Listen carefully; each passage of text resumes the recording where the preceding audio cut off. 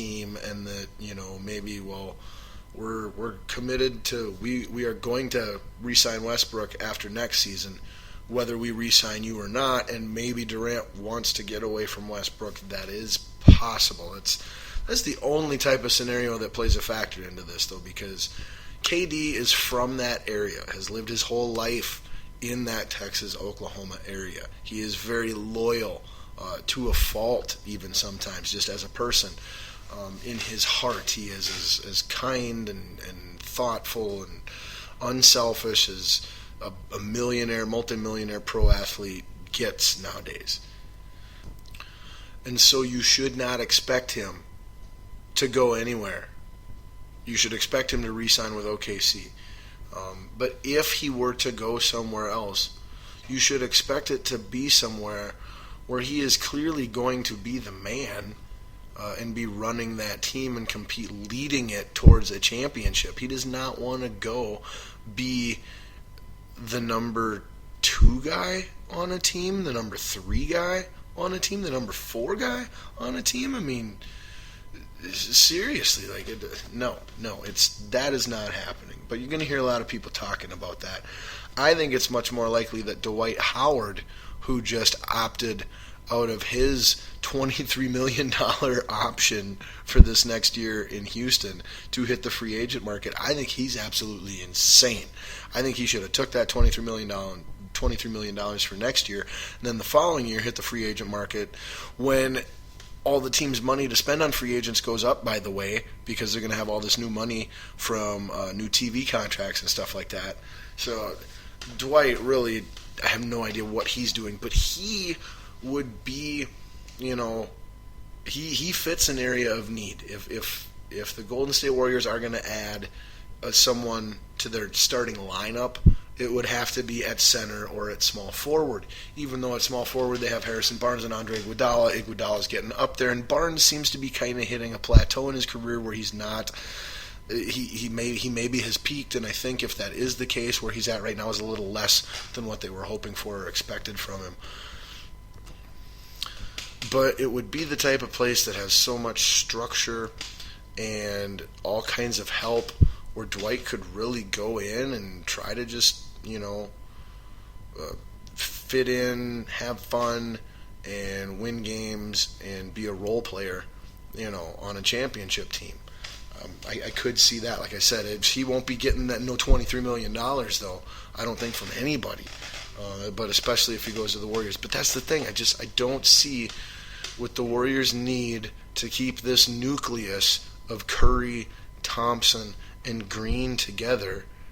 I just don't see how they can go out in free agency this year and get a max contract guy like a Kevin Durant.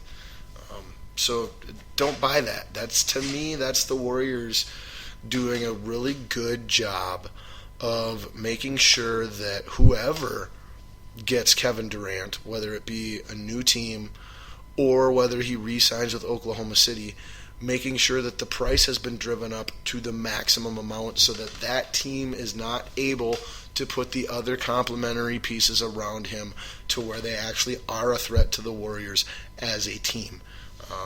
Because Kevin Durant on his own is not any kind of threat to the Warriors team that they currently have. Russell Westbrook on his own is not a threat to the Warriors team that they currently have. LeBron James with Kyrie Irving, they are.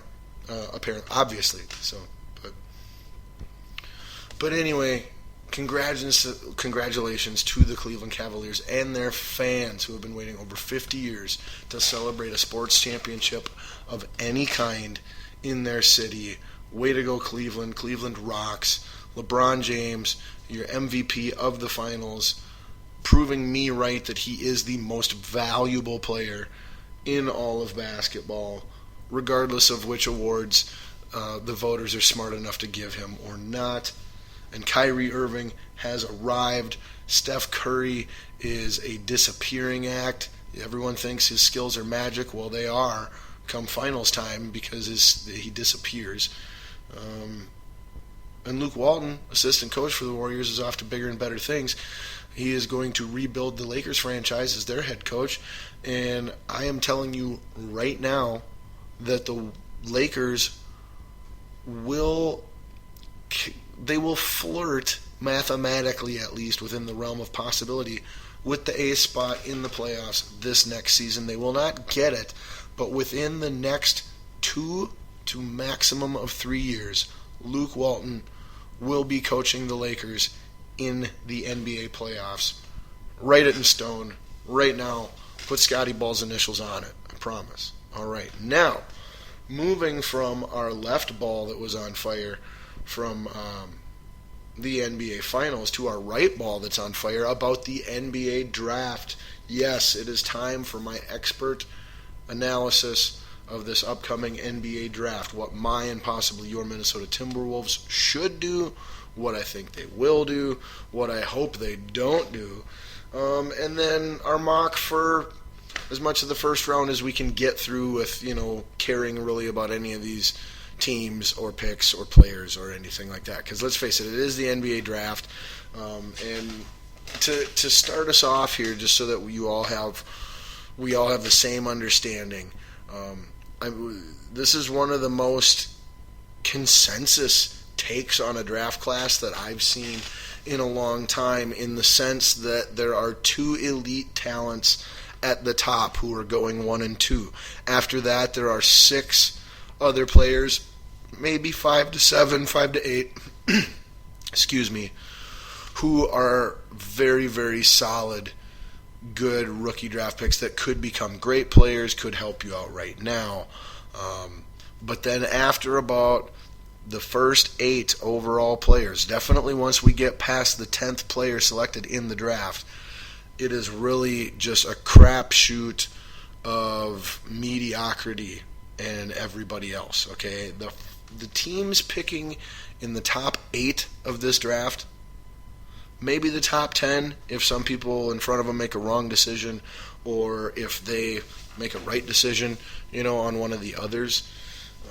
But almost everybody in the top 10 of this draft has a great, inexcusable opportunity to get a quality contributor on their team. But let's just dive right into it, shall we? I mean, after all, there really is no suspense at the top of the draft with the first or the second pick. We kind of all, we all knew what it was going to be, even though there was a few of us, myself included, who, if we were running the teams, we would do it a little differently.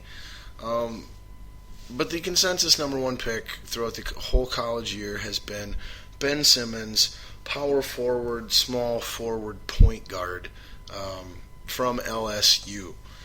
Now, and by the way, Philadelphia 76ers have the first pick in the draft, and they have already announced and informed Mr. Simmons that he is going to be their pick, and they did this after he refused to even come and meet with them and do a workout for them. Since they informed him, he's come and talked with them, and I don't know, I guess apparently it's kosher. But a lot of people are comparing him to LeBron James or Big Cat or Anthony Davis or Kevin Durant, or, a lot of crazy comparisons for this kid. I'm telling you right now, Ben Simmons is going to be the next Michael Beasley, the next Kwame Brown, the next Anthony Penny Hardaway, the next Michael Olowokandi, the next Sam Bowie, the next Greg Oden. Okay? Ben Simmons is going to be a B-U-S-T bust. He's going to a team right now that is overflowing with 3 young, high-expectation, high-paid front court players. As it is, the Sixers need a backcourt. They don't have a good coaching situation, a good front office situation. He's already got attitude issues before, but alongside of it, and different from what he's got with, the Sixers as a team. It just, nothing about this match smells right to me at all. And throughout the entire college season, when I kept an eye on Ben Simmons, nothing about him smelt right to me as an NBA player at all either. It was so Michael Beasley-ish to me, just, telling you. But he is, the 90% of the experts say he's the number one and should be the number one and is going to be great, and Philly's making the right choice, and they'll just look to do other moves and blah blah blah. Philly does pick again in the first round at number 24 and at 26.